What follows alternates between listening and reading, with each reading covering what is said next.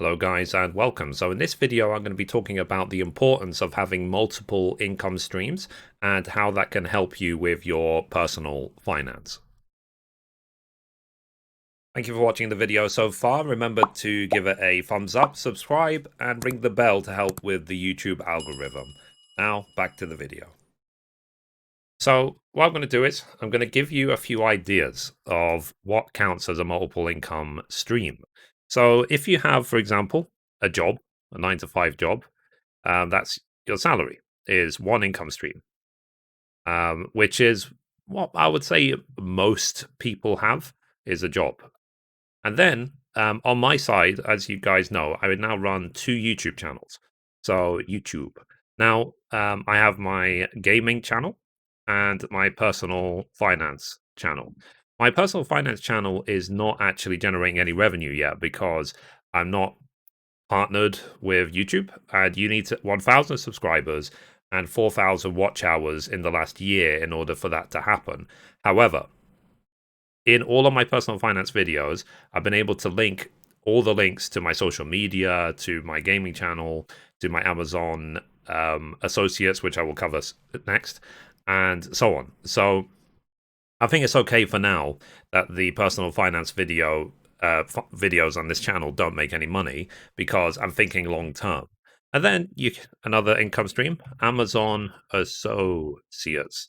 So when, for example, I promote any sort of product, I say buy the brush so you can save money on your washing up liquid, or buy a game, or buy whatever.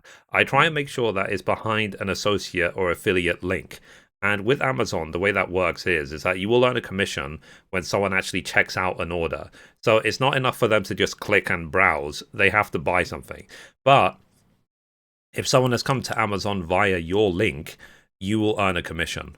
So again, that's another income stream. And then I live stream over on Twitch. So people can subscribe. They can use Prime Gaming, or what was called Twitch Prime.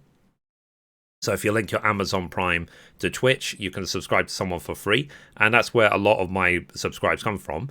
And the way that that is an income is that I receive money for that. Basically, so every time someone subscribes, I earn a percentage of varying amounts to of the subscription. And then people can choose to give me bits, which is like a Twitch currency. And 1 bit equals 1 US cent received to the streamer. And then people can tip via PayPal if they want. They can buy me things and so on. So Twitch is also a great way of earning an extra income. And then you have affiliates. So like Amazon, like for example, I've got a long-standing affiliate with WT Fast. You see it linked in all my videos. And also I have an affiliate with Chrono.gg, which is shutting down this month, but it will become something else next month.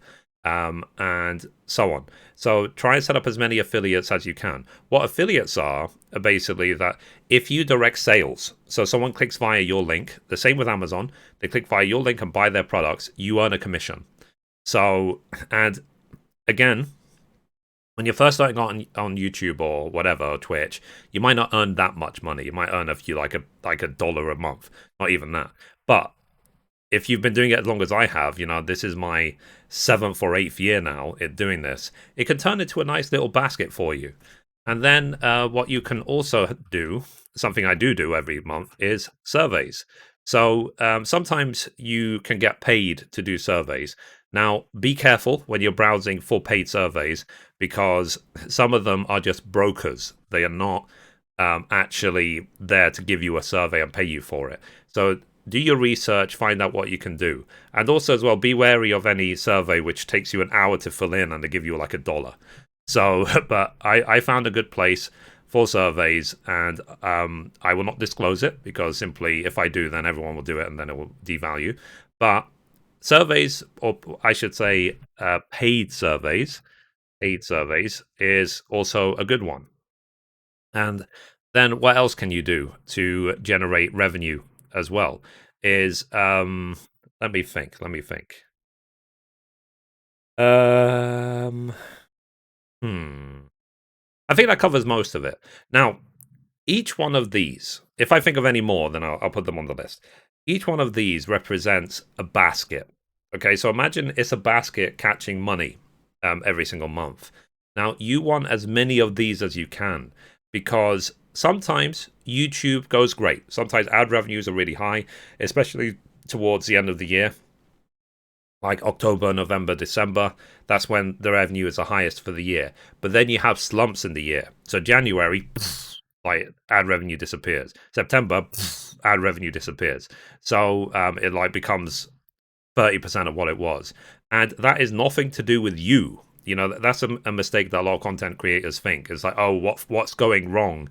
You know, what have I done? Like, why is no one here watching my videos, my live streams anymore? What's happening? It's just the time of the year. So, so YouTube can be great at certain points of the year, but you want to keep it rolling all the time. You want to keep adding videos, keep uploading, and so on. And also, like I said as well, at the beginning, you should just be doing it to see, are you comfortable just sitting in front of a camera? Like, do you like doing this? Don't the main, if you watch a bunch of videos that explain how to start as a YouTuber, the main reoccurring advice you'll get from most content creators is do not spend money. Do not get yourself a fancy setup and fancy lighting and fancy everything. Spend thousands of dollars hoping you'll make it back from YouTube and Twitch. That'll take years. Instead, go with what you have. As long as you have a microphone, as long as you have a, let's say, a webcam, then great. But then try and make yourself presentable. You don't have to spend lots of money on lighting. What I've done, open a window that I'm sitting right next to, so you have natural light coming in. So, but again, think of the long term. Now, YouTube, getting back to the point, YouTube can be great. It can have peaks and valleys, as they say, throughout the year. And then I've got the affiliates and Amazon Associates. It's the same thing. Sometimes you might find a product that you refer to that at that moment lots of people want, and then 2 months later no one wants it anymore. So again, always try and look for more affiliates. Now, you should try and be, in my opinion, careful with that. Like, don't affiliate with every single person you can with, because if someone comes to your video or your Twitch or your YouTube or whatever and they see like 100 affiliates, then they're not going to click. They're just going to think it's a spam bot and they're just going to click off. Like, I try to favor products which I actually find useful. So usually, for example, if I refer to a product like the brush that we did on this channel, then I show that I actually am using it. You know, I actually believe in the product. You know, I actually like it. So be careful with affiliates, and they can, you know, but they can help you overall. And then live streaming, like I find live streaming great because it's a way to connect with you guys.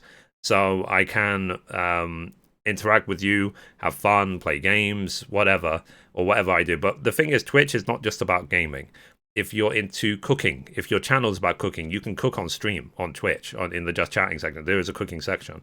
So, like, you can do whatever. If you like traveling, you can travel. So it's up to you. And then paid surveys, like I said, just be careful that you don't hit a broker site. Actually do research to find who actually pays for surveys. Now, this is assuming that you actually have time. Like, for example, I don't have any responsibilities, so I'm not married. I don't have kids to look around, because a lot of people will do their job and then take care of their kids, and I said they have no time at all. This is really aimed at people who just want to diversify their income range. Now, for years, probably from the 7+ years I've been a content creator, 5 of those I had a 9-to-5 job. So, and I was able to go to work, do the job, come back, and then YouTube and Twitch in the evenings, and then especially on the weekends. So it is possible to do both if you don't have other things that grab your attention in the evening and weekends. And I found, as it was just a really great hobby, it's allowed me to express myself and to develop my communication skills and so on. So, as I said, guys, it's really important, in my opinion, to have multiple income streams. It will help your personal finance, because if any one of these is weak, 1 month, you have all the others topping you up. And believe me, if I can find a way to have 20 income streams, I will, as long as I can maintain it and I can actually get at least a little something. Now, something that you might see with some of these affiliates, just a pre-warning, is that they will say, okay, if you earn a commission, it will go into a store, a bank, whatever, but you can only withdraw it when it hits $100. And the reason why a lot of people do that is simply because it's cheaper for them. It's like a lot of times when you're transferring money, it becomes free to transfer when it's $100 plus. So yeah, that's why a lot of these companies do that. And also as well, be careful with any tax implications. This is not free money. It is still an earned income in a lot of cases. So I have showed you how potentially that you could reduce your tax liabilities. However, I will not say anything more than to find an accountant, find someone who can actually help you with that. Make sure that everything you're doing is completely legal and so on. That's your responsibility. And most of the time, when you sign any contract with Twitch or YouTube, whatever, they will tell you the same thing. They will say to you, you are responsible for any tax liabilities, especially because a lot of these companies are based in the US and I'm based in the UK. So I sign a different type of form, and then they say you are responsible. So I was like, okay, fine, I will be. And I have an accountant. I'll probably make a video about them in the future, so I can do everything properly. So yeah, so let me know in those comments down below.